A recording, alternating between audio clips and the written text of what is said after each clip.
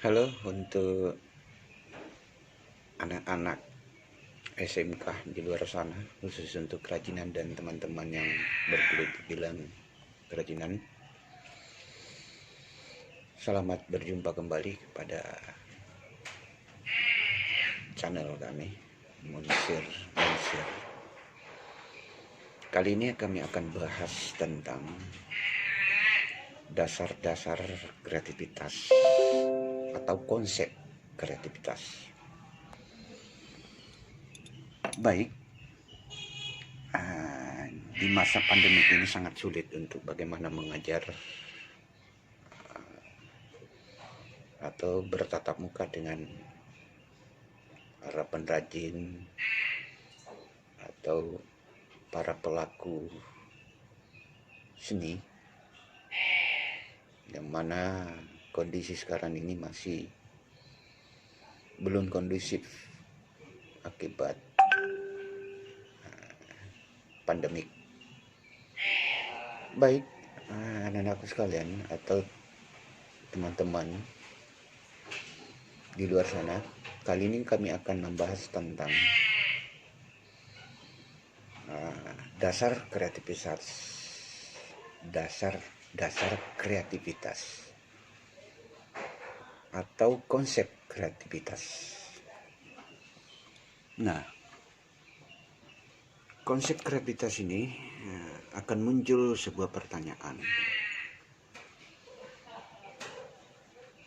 Siapa sebenarnya orang kreatif? Yang kedua, apa itu kreatif? Oke, kreatif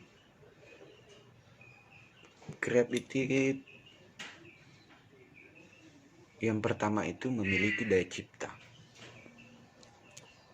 memiliki kemampuan untuk menciptakan. Yang kedua, bersifat atau mengandung daya cipta. Nah, kreativitas yaitu kemampuan seseorang untuk melahirkan sesuatu yang baru, baik berupa gagasan maupun karya nyata,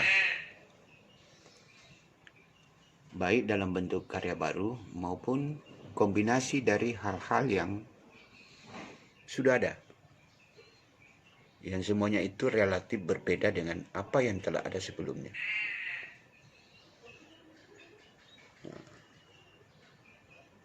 Bagaimana teknik untuk memacu timbulnya kreativitas?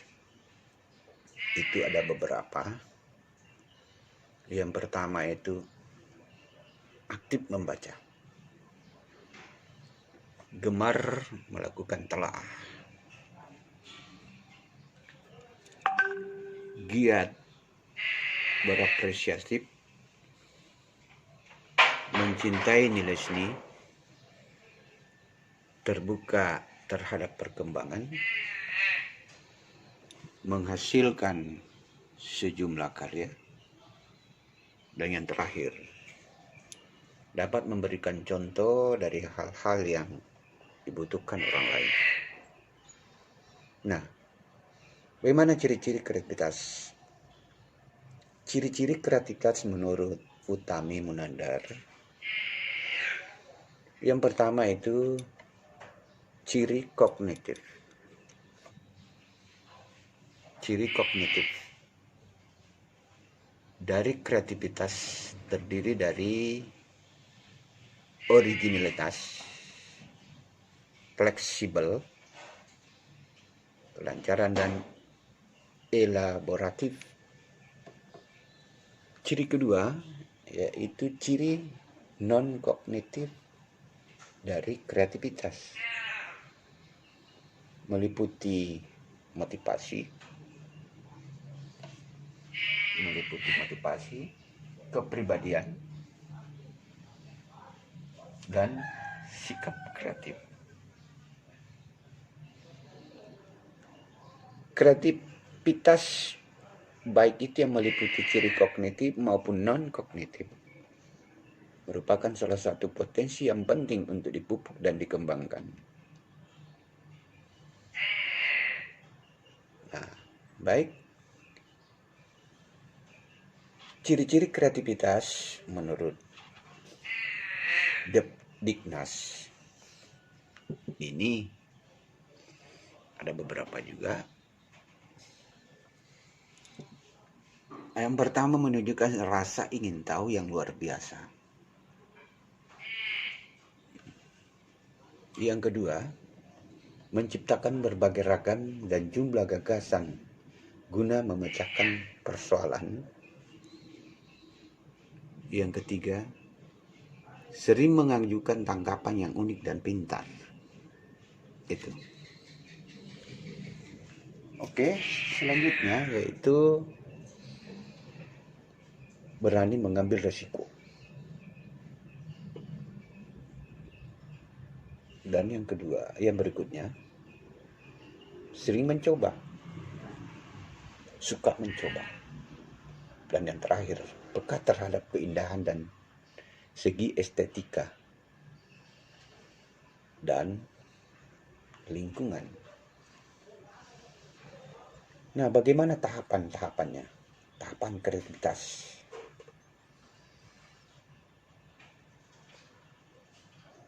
Tahapan kreativitas menurut model Wallace yaitu tahapan inkubasi, ada tahapan pencerahan, ada tahapan pelaksanaan atau pembuktian, ada 3. Nah, tahapan pertama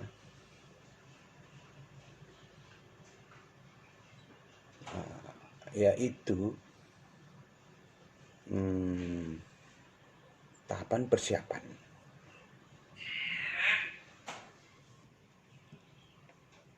Tahapan persiapan merupakan tahapan awal yang berisi kegiatan pengenalan masalah, pengumpulan data informasi yang relevan.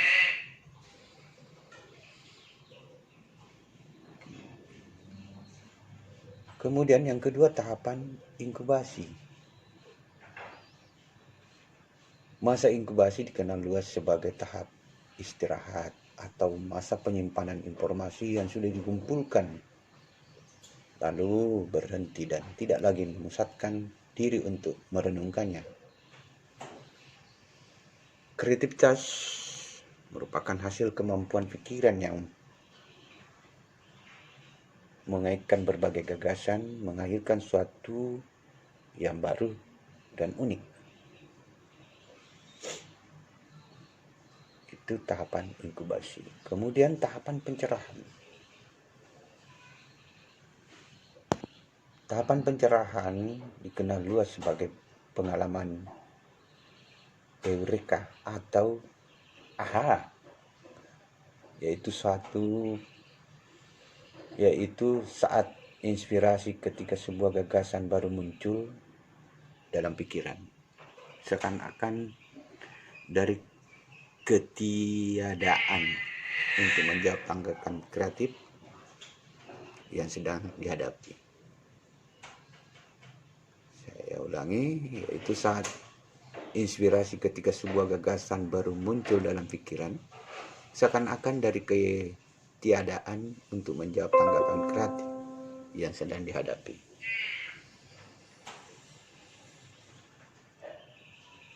Berikutnya yaitu tahapan pelaksanaan atau pembuktian. Tahapan ini bertitik tolak seseorang memberi bentuk pada ide atau gagasan baru. Untuk meyakinkan bahwa gagasan tersebut dapat diterapkan. Dalam tahap ini ada gagasan yang dapat berhasil dengan cepat dan ada pula yang perlu waktu berbulan-bulan bahkan bertahun-tahun.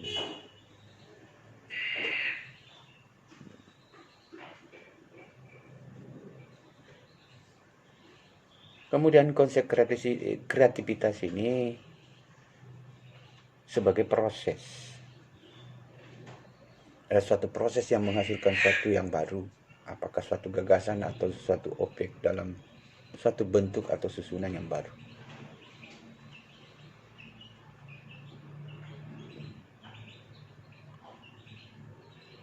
Oke, itulah barangkali yang bisa saya sampaikan tentang bagaimana membuat proses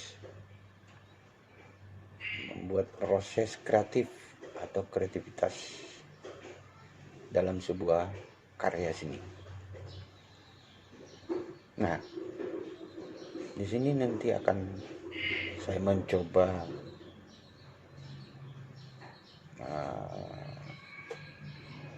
memberikan sebuah contoh yang sangat sederhana, seperti apa itu, bagaimana membuat sebuah karya seni yang ada di lingkungan kita sendiri, di sekitar kita sendiri, apapun itu, dalam bentuk apapun nantinya kita akan coba. Apakah dia dalam bentuk di lingkungan kita adalah banyak pohon-pohon atau ranting-ranting yang sudah jadi lapuk atau jadi sampah, batu-batuan, apa, tergantung dari kepekaan kita melihat situasi yang ada. Nah, kita akan mencoba membuat sebuah karya bagaimana mengasah kreativitas kita tanpa ada beban, tanpa ada yang melatar belakangi, hanya karena sebuah desakan emosi untuk berbuat. Baik, kita akan lihat seperti apa.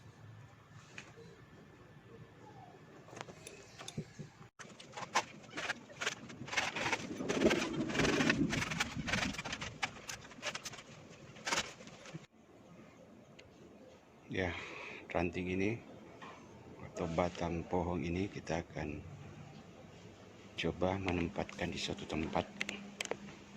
Ya, tempatnya nanti kira-kira di sini. Saya akan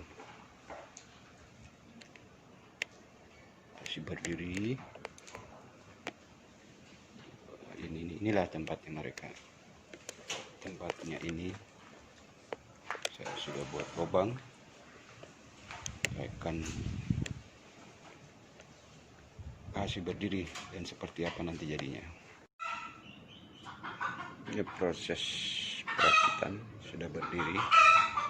Kita akan lanjutkan dengan perakitan berikutnya.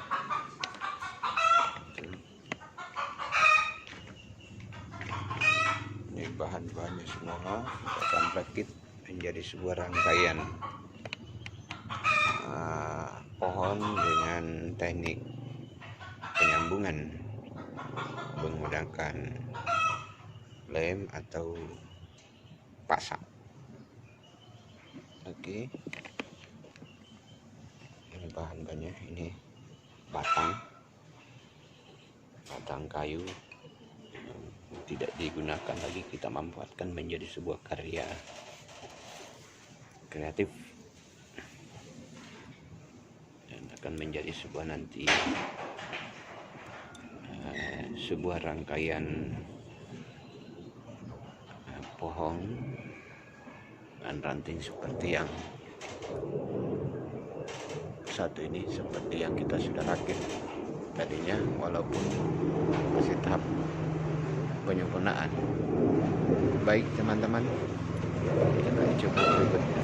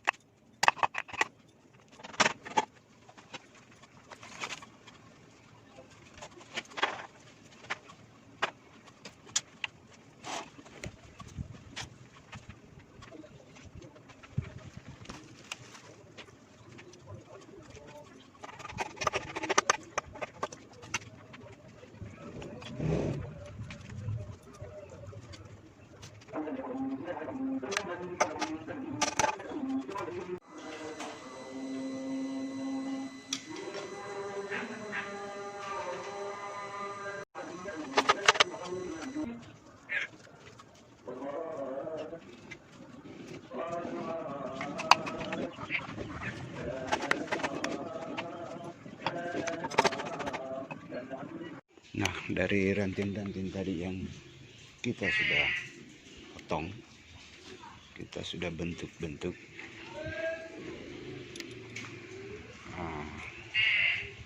Kita akan merangkai sebuah karya, merangkai sebuah kembang atau bunga. Dari bahannya itu tadi, ada yang dari ranting, kita gabungkan sebuah ember, kita kasih berdiri di atas ember, lalu kita merangkai kembali, memberikan daun-daun. Itu bisa kita buatkan daun dari daun kering,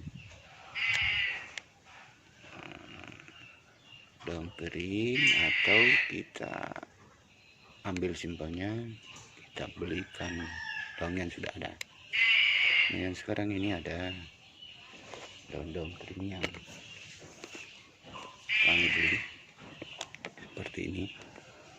Dari ranting itu kami rakit kembali menjadi sebuah pohon yang unik. Pohon unik yang bisa kita bisa nikmati. Jadi bukan pohon asli, tapi merangkai seperti pohon aslinya kembali. Ini bahannya ada beberapa. Lalu jadi ranting itu juga ada beberapa yang kami sudah rakit. Untuk apa ini? Ini juga bisa menjadi sebuah wadah untuk menyimpan rangkaian bunga di atasnya. Ini adalah sisa-sisa ranting yang kemarin yang masih berserakan di sana.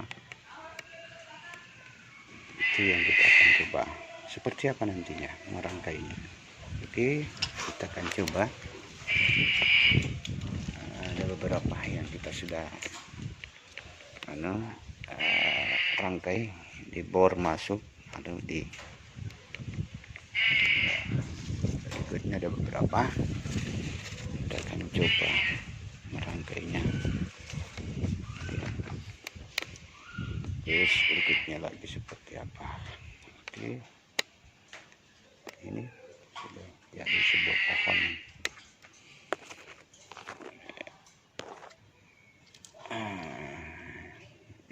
Bor masuk, akhirnya menjadi sebuah pohon, duplikat pohon. Mana lagi? Oke. Nah, ini hasilnya seperti ini.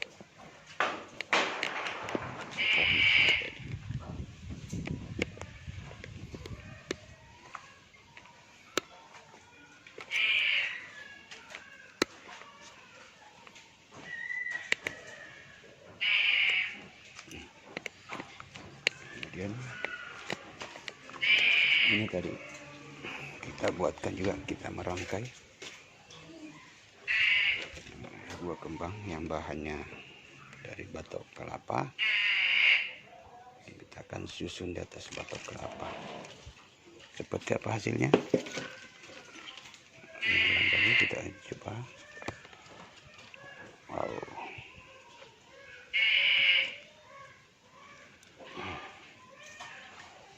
Nah, ini dia. Dan ini kan kita akan simpan di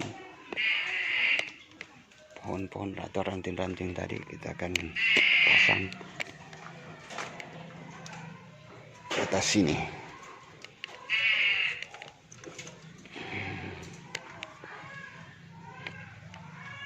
Oke, seperti ini jadinya. Ini adalah hasil dari ranting-ranting yang tidak berguna. Kita akan rakit seperti ini menjadi sebuah wadah tempat rakitan bunga anggrek yang dari plastik ya. Seperti ini hasilnya.